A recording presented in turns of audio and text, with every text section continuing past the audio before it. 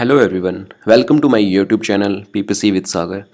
आज की ये वीडियो डायनेमिक रिमार्केटिंग के ऊपर होने वाली है कि आप फेसबुक एड्स में डायनेमिक रिमार्केटिंग कैंपेन को कैसे सेटअप कर सकते हैं। पर उसे करने से पहले आपको स्टैंडर्ड रिमार्केटिंग और डायनेमिक रिमार्केटिंग के बीच का फ़र्क पता होना चाहिए। स्टैंडर्ड रिमार्केटिंग कुछ नहीं है, बस इसमें एक ही generic ad in form of video, image, static या बैनर के फॉर्म में यूजर्स को दिखाई जाती है, चाहे वो वेबसाइट के किसी भी पेज पर लैंड किए हों, चाहे उन्होंने वेबसाइट का कोई भी पेज ब्राउज किया हो, सभी को एक ही जेनरिक ऐड दिखाई जाती है।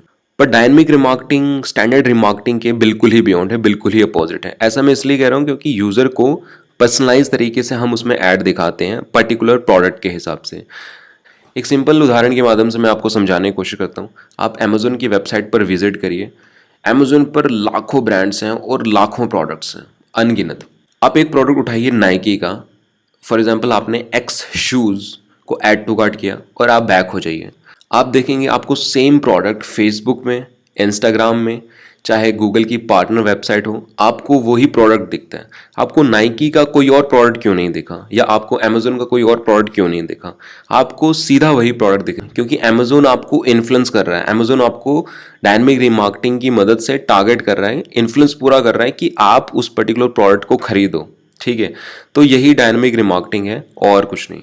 तो सीधा सा मतलब यह है कि हम डायनेमिक रिमार्केटिंग में यूज़र को पर्सनलाइज तरीके से, कस्टमाइज तरीके से वही ऐड दिखाते हैं। अब जान लेते हैं कि डायनेमिक रिमार्केटिंग कैंपेन को कैसे करते हैं। पर उससे पहले दो प्री रिक्विजिट हैं जो आपको करने पड़ेंगे। पहला, आपकी वेबसाइट पर पिक्सल लगा होना चाहिए और जो रिकमेंडेड इवेंट्स हैं जैसे add to cart, initial checkout, purchase, आपका वो लगा होना चाहिए। तो दूसरा प्री रिक्विजिट ये रहेगा कि आपकी वेबसाइट पर जितने भी प्रोडक्ट हैं वो कैटलॉग की फॉर्म में कॉमर्स मैनेजर में रहेंगे। Commerce manager basically Facebook ads account के अंदर ही होता है। सिंपल भाषा में समझाऊं कि गूगल एड्स के अंदर जैसे गूगल मर्चेंट सेंटर होता है जहाँ पे प्रोडक्ट्स को एज अ फीड हम सेव करते हैं, तो फेसबुक एड्स की भाषा में Commerce Manager Google Merchant Center ही है जहाँ पे कैटलॉग्स जो आपके होते हैं प्रोडक्ट्स की लिस्टिंग, वो एज ए फीड आप सेव कर सकते हैं। तो कहने का मतलब ये है कि ये आपस में वेबसाइट से सिंक होने चाहिए। जितने प्रोडक्ट्स आपके वेबसाइट पर लिस्ट हुए हैं वही as a catalog Facebook ad account में ज़रूर होने चाहिए। Without catalog, without commerce manager आप डायनेमिक रिमार्केटिंग कैंपेन को बिल्कुल भी रन नहीं कर सकते। ऑल्सो इट डजेंट मैटर कि आपकी वेबसाइट कौन से CMS प्लेटफॉर्म पे है, चाहे वो शॉपिफाई पे है, वो कॉमर्स पे है या कस्टम कोडेड है। डेवलपर की मदद से या बहुत सारे ऐसे प्लगइन्स आते हैं, इवन शॉपिफाई में भी आप एक प्लगइन जैसे फेसबुक और इंस्टाग्राम की मदद से फीड बना सकते हैं। तो ये आपको सहूलियत देता है फीड बनाने में। इवन आप इस टॉपिक के बारे में और ज़्यादा रिसर्च कर सकते हैं। तो अब जानते हैं कि आप डायनेमिक रिमार्केटिंग कैंपेन कैसे बनाएंगे। आपको क्रिएट बटन पर क्लिक करना है, देन उसके बाद आपको ऑब्जेक्टिव सेल्स लेना है। यहाँ पे आप देख सकते हैं कि कैटलॉग सेल्स, आपको यहाँ पे कंटिन्यू कर देना। देन आपको मैनुअल सेल्स कैंपेन पे सेलेक्ट करना है। आपको एडवांटेज शॉपिंग कैंपेन नहीं सेलेक्ट करना है, आपको मैनुअल सेल्स कैंपेन सेलेक्ट करना है। Then you have to click on continue. आप कैंपेन का नाम अपने अकॉर्डिंग वाइज रख सकते हैं।